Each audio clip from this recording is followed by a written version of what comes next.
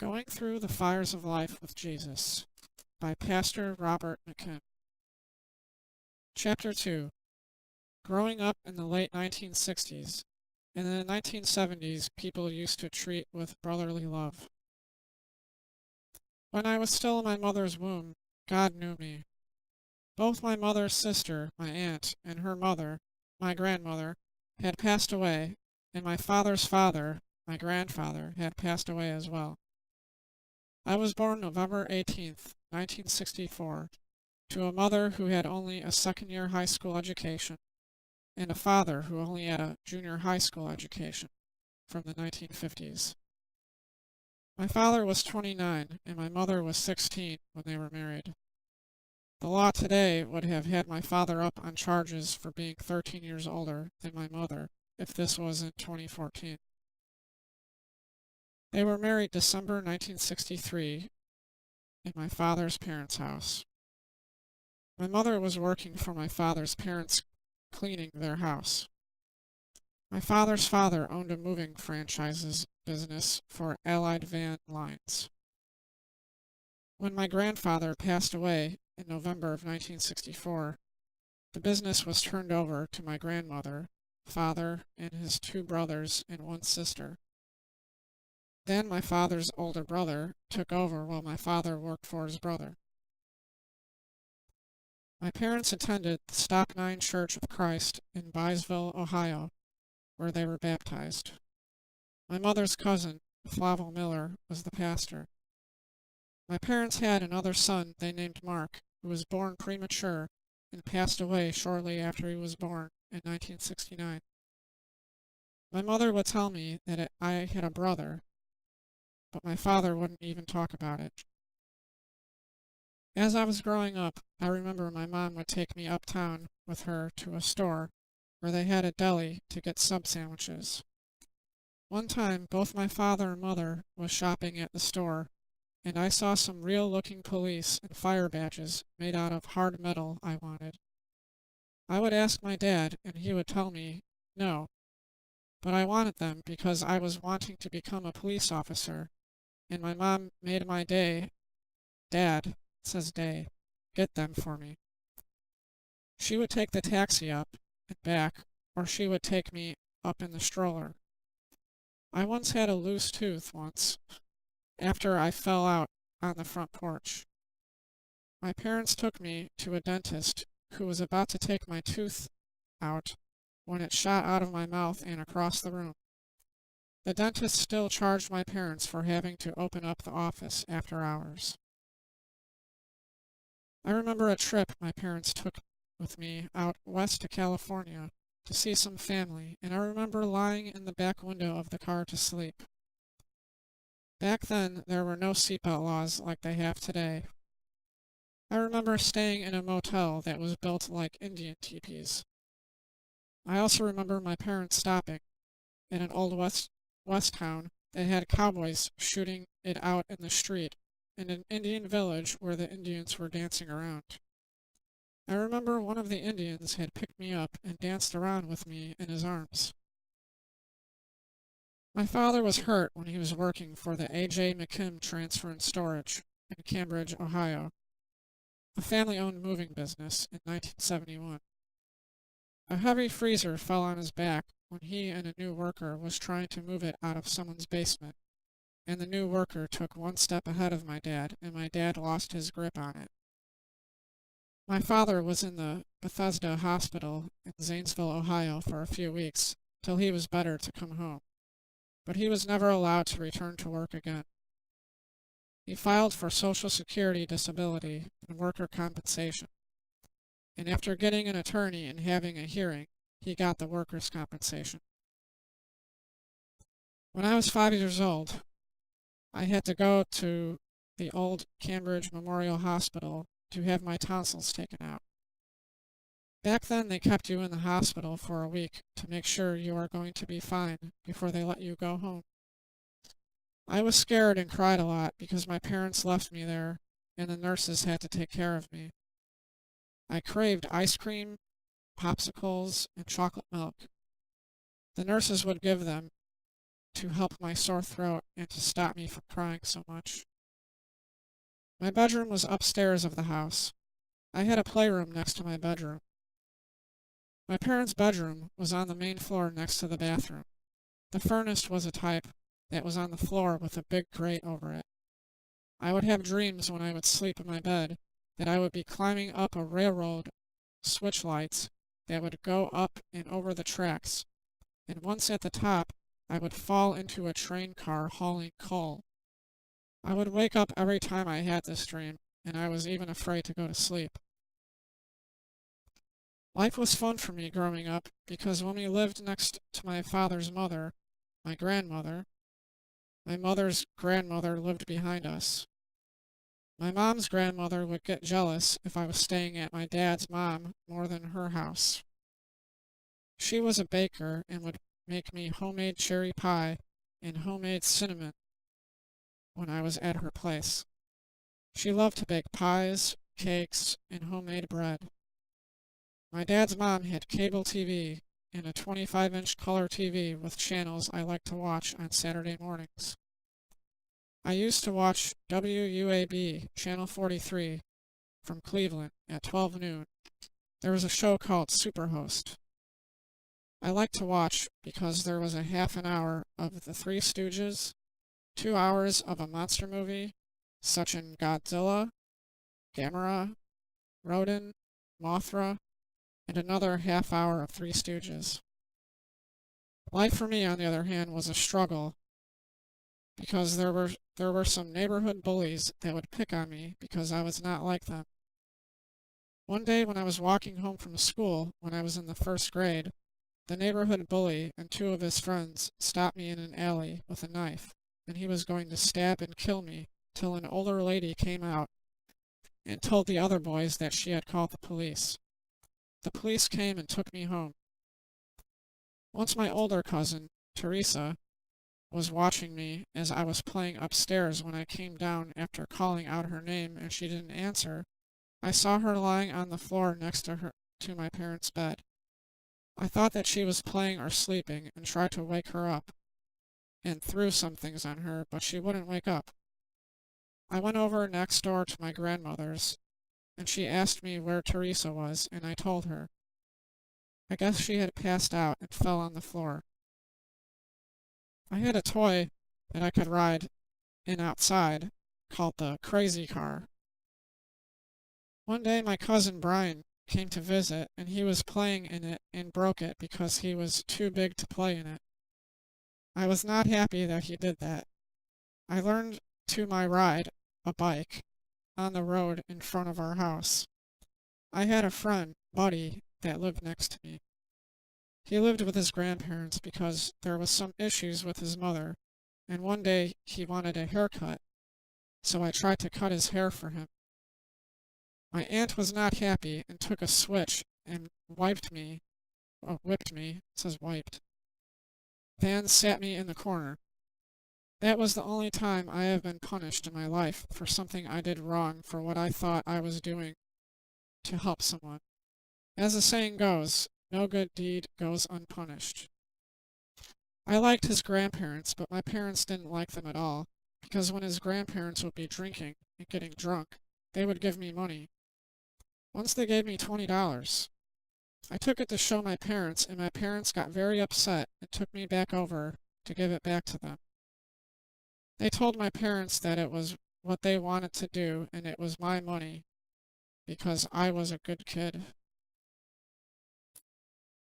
I like to play army and cops and robbers. I had a highway patrol uniform from Sears that I got for Christmas one year. I had a toy machine gun that I had that made a noise like a machine gun, and one day when my younger cousin, Denise, was leaving to go back home with her family, I pretended to shoot their tires out. They came back shortly after leaving with a flat tire. I was amazed that my toy gun could do that. I liked to play with my cousin. We would pretend with her Barbie and Ken dolls, and we would pretend outside that we were in different places around the world. She would say that she was never going to get married and that she was going to travel around the world. But she, God, married to a deputy sheriff and moved away. I hardly see her or her family anymore. The only time I saw her was at some funerals.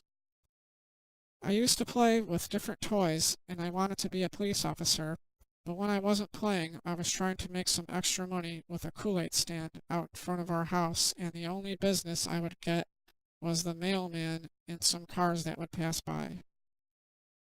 I moved my stand down on the corner of the street by my grandmother's house, and I had more business.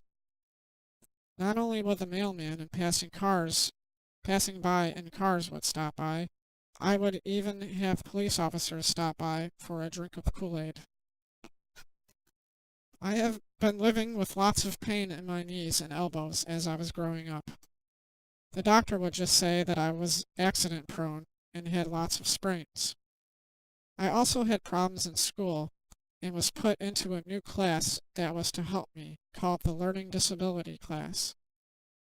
There was only one school in Cambridge, Ohio, at that time that had the class. It was on the other side of town, and I had to take the school bus there. I had a problem with sounding my R's. I made them sound like a W instead. I was helped by a speech therapist. The school was the old glass plant school. There was a teacher I had that told me that I can be anything I want to be, that I set my mind to because this is a free country.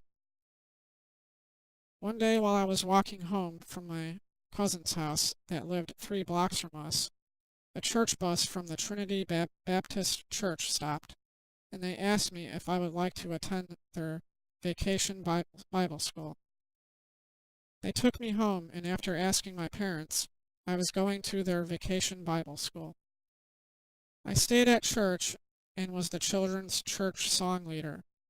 I graduated from children's church to the adult church, and I was not happy there. My parents moved, and I left the church. My parents sold their house on South 6th Street in Cambridge, Ohio, and then we moved around from place to place. We lived in a few houses in Cambridge, Ohio, where I grew up. One was across from a glass blowing business that blew glass into different shapes to sell. I was watching the guys once, and they made a swan. Sometimes they don't come out right or break after they cool and get hard. They gave me a swan that didn't turn out right once. One night we saw what looked like fire coming out of the vent pipe on the roof. We called the fire department to check it out, and the furnace was turned up way too high. They thanked my parents for calling the fire department. My great-grandmother would watch me. My parents would go away. One day it was storming, and I had to go around and make sure things was unplugged and had to unhook the TV antenna cable from the back of the TV set. I was looking out of the window at the rain and lightning. I saw something that very few people have ever seen. I saw lightning balls going across the power lines near the house. We lived in Byesville, Ohio, in a mobile home when I was in the 4th grade, but that is another story for later. When I was 8 years old, we moved to Kimballton, Ohio, when I was in the 2nd grade. We were living outside of Kimballton, Ohio, in a mobile home. We lived next to a big pond, or a small lake named Bishard's Lake. We could go fishing any time we wanted to. I received for Christmas one year a big set of Lego blocks. I loved the Legos because I could make anything I needed to play with. I could make a car, truck, house, or even a small village. I could even make a rocket ship.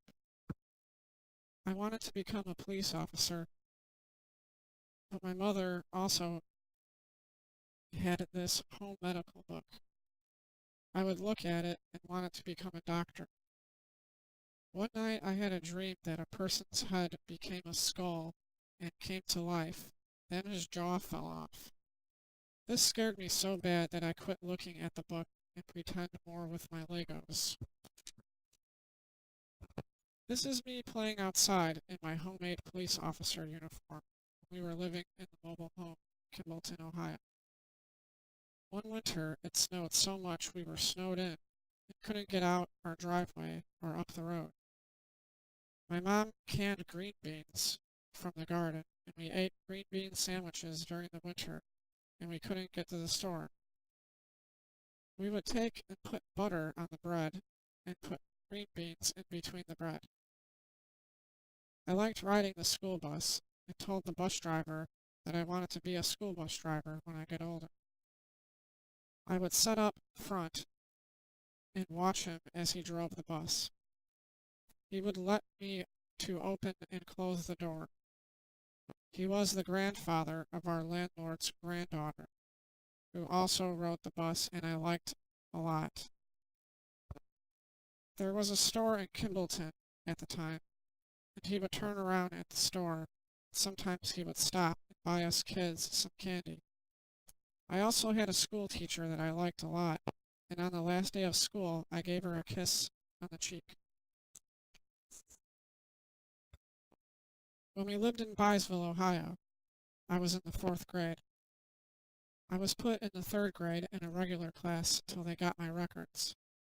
After the school got my records, I was put in the learning disability class in the 4th grade. Because of being in the 3rd grade for a short time, I was asked and bullied by some of the kids because they thought I was in the 3rd grade. There was this one kid, Lee Perry, who liked to bully me a lot. I would tell my teacher about being picked on by the other kids. She thought that I just needed to be toughened up. She would have me go into the gym before school started to punch the padded walls and to skip rope. One day when I was out in the hallway, lined up with the other kids to go to class, I was getting picked on. I told my teacher, and she took me by the ears, hit the back of my head up against the wall, and said that she is tired of tattletales.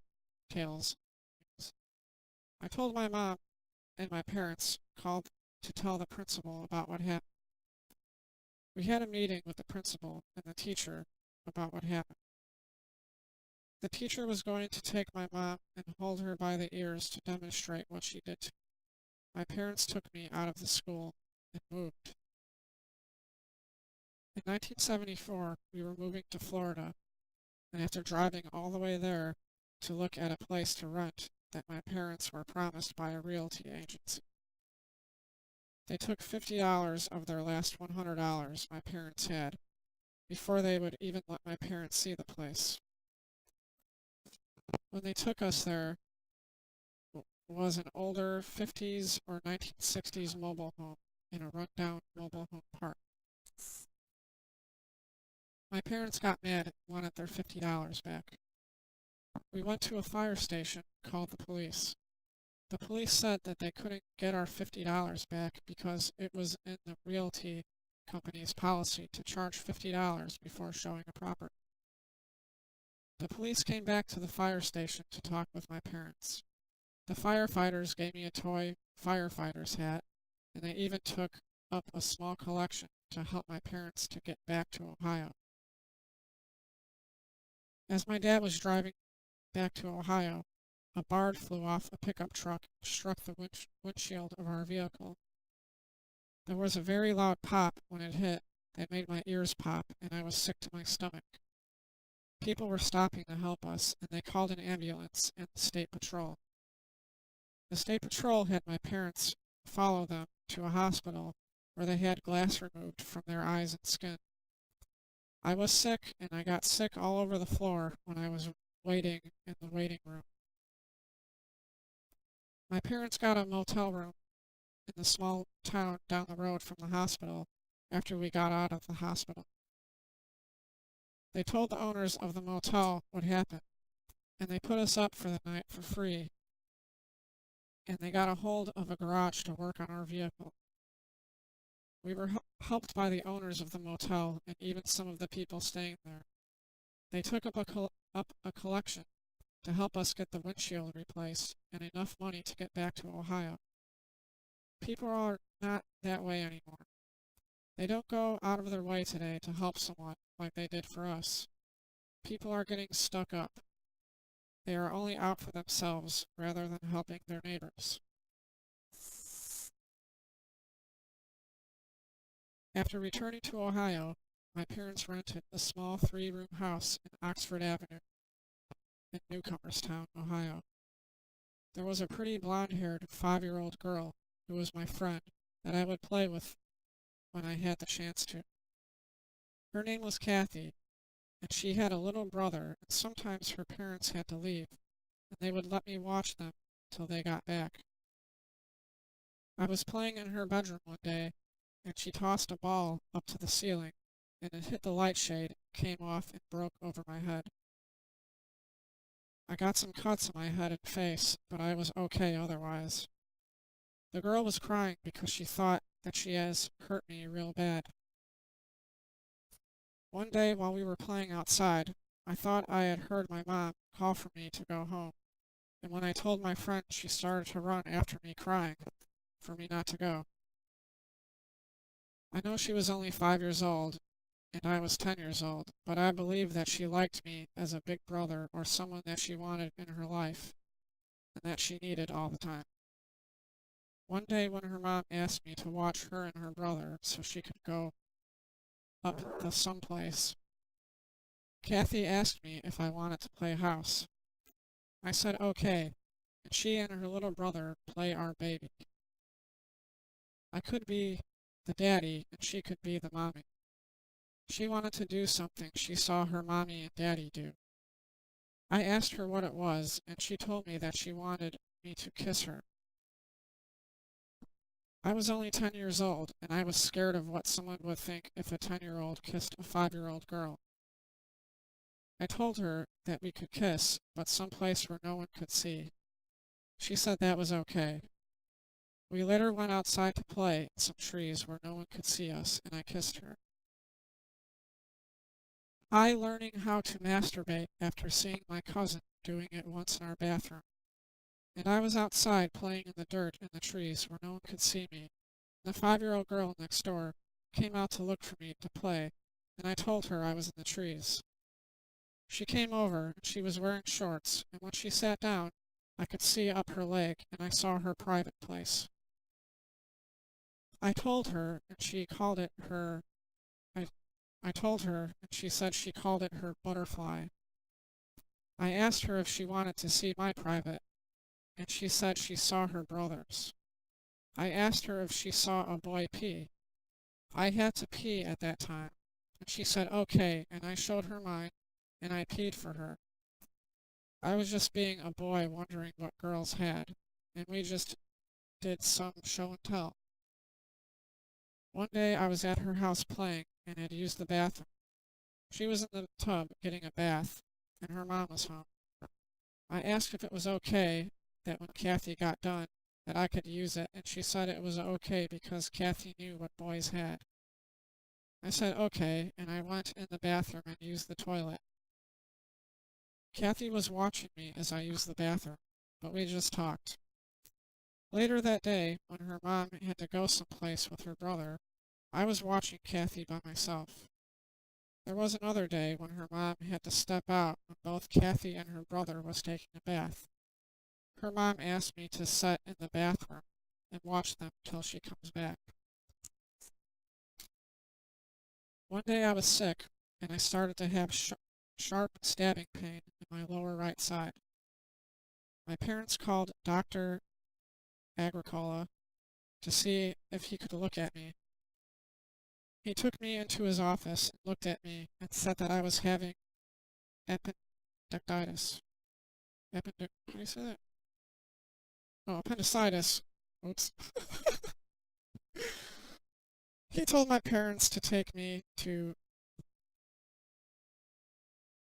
Coshocton? How do you say that? Hospital, and he would have to do surgery on me. As I was being operated on, I woke up and asked how things were going. The anesthesiologist told me that everything was okay and to go back to sleep. He gave another shot of gas, and I saw a rainbow going round and round in cyclers with the sound of ringing. After I was in the room, I was sick and was in the hospital for a week. The doctor told me and my parents that my appendix was about to bust. I had lots of gall that needed to be taken out. I was very lucky or blessed to have got when I did. I would have had I would have the sound and see the cycle of rainbow for years after the time in the operating room. I was in the 5th grade when I started school in Newcomerstown, Ohio. We started to go to a very good church called the Scripture Holiness Church. The pastor was William Gamble. I was also a good singer in music class at school, and I was asked to sing a solo at the Christmas play at West School. I sang God's Little Donkey tonight. We later moved and rented a farm from a member of the church. There was the house with a barn, a chicken coop, and other buildings on the farm in the country outside in Newcomerstown, Ohio. We lived there all through my 6th grade of middle school. While living there, for I was having a lot of nighttime heartburn when I would sleep on my left side. I would also have many dreams of flying like a bird. I would be on the ground and I would flap my arms and I would be flying in the sky so high that I would and could see everything. One day I went to visit a neighbor that goes to the same church. He had a milk farm, and as I was walking back up the road, I came up to another house where another member of the church lives. They had an old horse that would get out of the fence. As I was walking up to the father, he said to me, "Bobby, would you want a horse?" I said yes. He told me to go and ask if it was okay with my parents, and he would have the boys bring the horse up to our place after they get it. I went back home and told my parents that I was getting a horse for nothing. They were shocked and didn't know what to think. My dad went down to ask our friend if what he told me was true. He said that he was serious and was going to give the horse, it says hive, brought up to our place after his boys got it. We got a place ready in the barn, and they brought it up to us, and we put it in the barn. The horse's name was Lightning. He was not saddle broke, but you could ride him bareback. He had one bad eye and was scared of snakes. One day my dad and our neighbor farmer friend was walking out in the pasture to see if they could see where the horse was, because he was out for a few days and hadn't come back home. As they were walking the fence, they found him way out in the pasture eating grass. They had found many places where the fence was broke down and not even there anymore, but the horse was still in the pasture. He knew where his home was and knew who loved and cared for him. I am not saying that his previous owner didn't love him. It's just the teenage boys were feeding the horse beer and chewing tobacco. They told me once that it was good for a horse. When he was living with us, we fed him corn, hay, horse feed, and he had fresh water and bedding. He even had a block of salt to lick. I had 2 friends that lived over the hill from us that were brothers. They lived in a valley between 2 hills. One winter it snowed so much the road we took to get in and out and over to their place was snowed over from bank to bank. There was snow higher than I was on one side of the bank, and a path only wide enough to walk down. We all were snowed in till the National Guards came to dig out the roads. It was fun for us boys at the time because we made snow forts and snow caves to play in. The brothers had a clubhouse in their barn, and we would go in there to hang out in the summer. You have heard that boys will be boys. Well, they had some Playboy magazines, and we would look at them, and they both would masturbate together. I started to masturbate with them. I know what you are thinking, but nothing other than that happened. We had some cats that I named after Walton kids from the Waltons: John Boy, Mary Ellen, Jim Bob, and Elizabeth. We had 3 dogs and 3 chickens with a rooster. We lived there from 1975 till 1977. and my parents wanted to move again to Florida so my dad can be close to his sister. He was close to his sister Margie.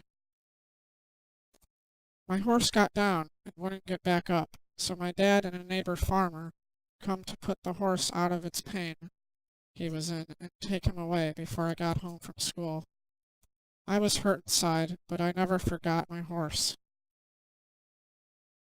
One of our chickens was setting on her eggs, and as we were getting ready to move, the eggs hatched and we had some baby peeps.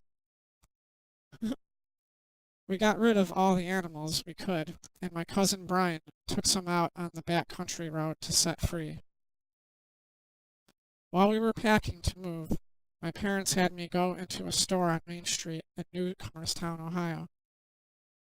When I was walking out with some boxes, the doorknob hit me in the back and everything started to turn white and I couldn't see. I was weak, and after lying down I felt better. I have had many other spells with getting weak, shaky, lightheaded, sweaty, and feeling like I'm going to pass out, but the doctors couldn't find what was causing it. We moved down to Port Richey in Newport Richey, Florida, in the summer of 1977. My dad wanted to be close to his sister. My Aunt Margie, Uncle George, and their family moved down so they could buy a house made for disabled soldiers. My parents rented a mobile home till a house came up close to where his sister lived, and we moved again to Holiday, Florida, just down the road along I-19.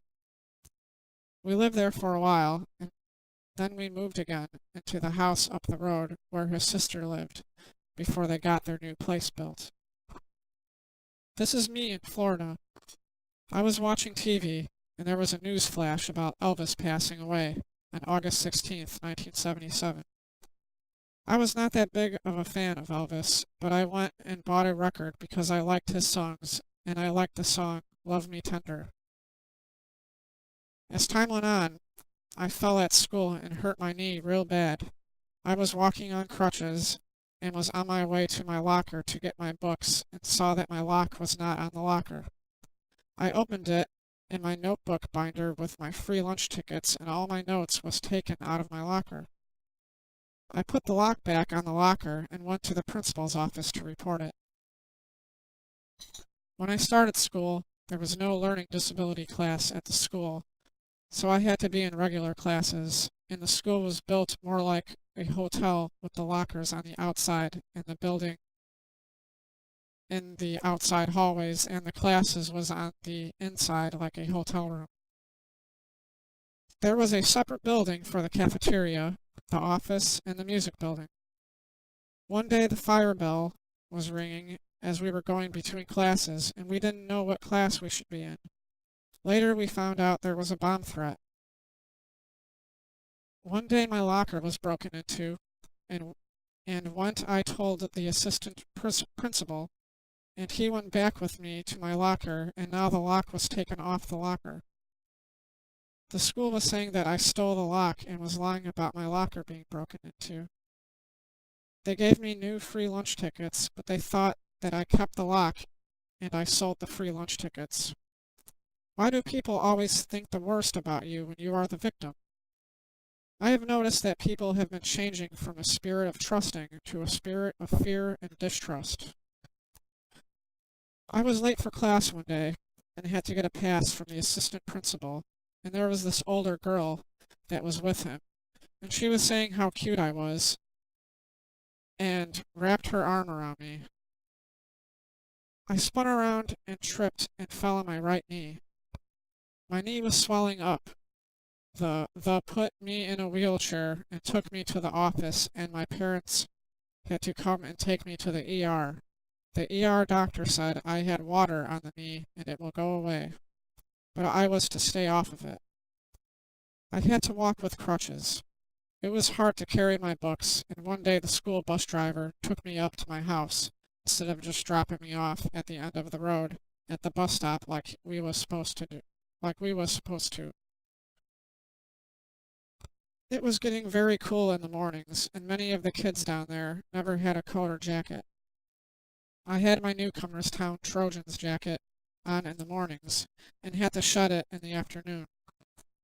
One day someone said that I must be from the north because I was the only one that had a jacket.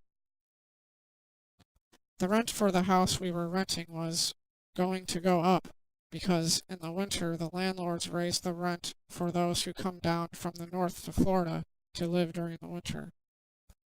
They said that is how things are done in Florida. My parents couldn't afford to pay the higher cost of rent, and along with the school system accusing me of stealing their lock, and along with not having a learning disability class for students that need help in certain subjects, my parents decided to move back to Ohio. We moved back in January of 1978, and when we moved back to Ohio, my two cousins, John and Brian, helped us move back. We drove straight through to get back without stopping to get a hotel. On the way back, my dad had a car that used oil like gas. One night, John was driving, and I was with Brian in his van, and the four-way lights would come on when they used the turn signal. When we got back, we stayed with my dad's mom, my grandmother, till my parents rented an older mobile home in Newcomerstown, Ohio, on Canal Street behind the Eureka hardware store. As the days went on and I started back to school, then it hit, the great blizzard of 1978. We were told that people were being evacuated from mobile homes because of the high winds, and to make things worse, the main electric box on the pole was shorting out. We were taken to a church to stay till we could find someone else who could put us up. We found our neighbor was home and asked her if we could stay with her till we could get back to our place. There was a man that came with a CB radio that was the size of a radio that you could put in a car in a bag with batteries and an antenna that pulled up. I was talking to him, but I forget who he was. I think that he might have been with React or an amateur radio club. That had sparked my interest in radios. I had another very important interest in my life when I was in junior high school. I would take my Bible to school and read and study it during study hall or when I was on break after lunch. Some of the kids would make fun of me and call me preacher boy. One day while standing in the school hallway by the front door waiting for school to start, a kid who was a bully was making fun of me for carrying my Bible and wanted me to hit him. I kept telling him no, that I would not hit him. At that time the principal was standing right behind the bully, and he was so full of hate toward me that he didn't even know the principal was right behind him. The boy punched me right in the nose, and the principal put his hand on the boy's shoulder and told him to go to the office. The boy looked around him and was in shock that he got caught. My nose was bleeding, but I was fine. Jesus was with me that day. He sent his angels to watch over me. After living there a while, my parents moved to another place that had a coal furnace, and it was getting way too much to keep living there, so we moved again to a place our pastor had next to his house. I met a girl in school named Mary Beth, and she lived across the road from me. I would hang out with her and her two sisters all summer. One evening when my parents were over visiting her parents, she was at our place hanging out with me, and she wanted to have sexual relations with me. She lay on my lap and began to moan. I was scared of having sex that early in my life. I was into girls and having a girlfriend, but not like what she wanted. One day when I was visiting her, she wanted me to watch her get her swimsuit when she was in her room, and got upset with me when I didn't. Another day, when I was visiting her and her sisters, she was lying on me. She was saying that I said something about her little sister. Her little sister was defending me, saying that I never said anything. My girlfriend was in the special education class in school and had more issues mentally. I told her that I was going to become a doctor and learn how to help people like her. She got mad at me even for saying that. In November of 1978, my mom told me that she had set me up to deliver newspapers. I thought that she was talking about the local newspaper, the Newcomerstown News, but it was the Times Reporter from New Philadelphia, Ohio. The guy came from the newspaper to sign me up and bring me all my newspaper carrier supplies. I met with the carrier who had the route before me so he could show me the route and where the newspapers go. After going with him a few times, the route was turned over to me. It was Route 700A on North Cross Street, Greenwood Drive, Park Hill Drive, Crestview, and Manor area of town. My parents later bought a mobile home and rented a lot across from the police fire station. The landlord was a newspaper customer of mine. I still have the newspaper route when we moved, and I was one of the best carriers the newspaper had at that time. I earned the Carrier of the Month award in October of 1979. As time went on, I was also selling the Grit on the weekends at the local grocery store and Blair products to people who would order from me. I was studying to become a preacher like I felt God wanted me to become. I would ask Reverend William Gamble questions. He showed me a publication that a Bible college in Cincinnati, Ohio was putting out, and I started to get it in the main. It was called God's Revivalist Magazine. I was a member of the Jim Baker's PTL Club and the Rex Humbard Prayer Key family. I got 2 Bibles from Jim Baker PLT Club and other things from the Rex Humbard Ministry. My parents had bought 3 other mobile homes while living there. They got one that was made with 2x4s and drywalls. The walls was thicker than a normal mobile home. They had new windows put in and had to file for bankrupt on the new windows, a car they had, and some credit cards. I had $500 saved in a savings account, and my parents made me take it all out to pay off a car they had so they can buy a K car that they lost to the bank over going bankrupt. That left them without a car for a while. The car they had that they paid off with my $500 had a leak by the air vent by the window. My dad was trying to find the leak, but it was getting late, and I told him that we should go sleep on it. That night when I was asleep, I had a dream that I was pouring in the air vent, and the water was going down in the floorboard of the car. I told my dad the next day about my dream. We went back out to work on the car, and we took off the air vent caver and removed a bunch of leaves and saw a hole that went through the firewall and would let water go through onto the floorboard of the car. My dad had someone fix the hole with car body filler. My dad had a shotgun and sold it to my grandfather to buy me a car so I could take them where they need to go. The car they bought for me was a Ford Pinto wagon. I was able to buy my own class ring by paying once every 2 weeks, while one of my newspaper customers who owned the local jewelry store held it till I paid it off. I also got a checking account and my own credit card with a credit limit of $300. There was a local drugstore that let us get our medication and other things on credit as well. It is hard to get someone to do that today. If you don't have the cash or a credit card that has credit on it, you can't eat or get your medication. How sad is that the world has come to this point? I later traded the Ford Pinto wagon my parents got me for $250 for a 1977 Chevy Malibu. I graduated in 1983, and in 1984 my parents got me a Radio Shack handheld 4-channel police scanner, and then I bought a used CB station. I joined React. I liked helping people through my CB radio and going to events around the county to park cars, help with parades, and help with radio communication and security at events.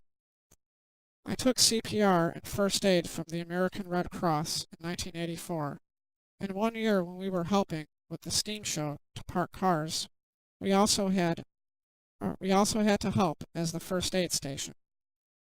Since I was the only member who was trained and certified, I had to do all the first aid to people who needed help. I had a pen pal in Ennis, Texas. Her name was Karen Littlejohn. She was half Indian. She sent me her photo, and she was very pretty. I fell in love with her and wanted to move down there to be with her, but she talked me out of it. I wrote to her and later put an ad in the newspaper I was looking for a girl. I got a letter from Barb Cady and went to see her. She lived right in town, and I knew her uncle because he worked for the street department, and he was a BC radio friend of mine. I went to see Barb, and after going to see her for a month, we hit it off and started dating. We dated for 3 months, and I asked her to marry me. No one liked it that I was marrying her because they didn't like her parents. Many of my newspaper customers didn't like it, nor did some other people I knew that was neighbors of her parents.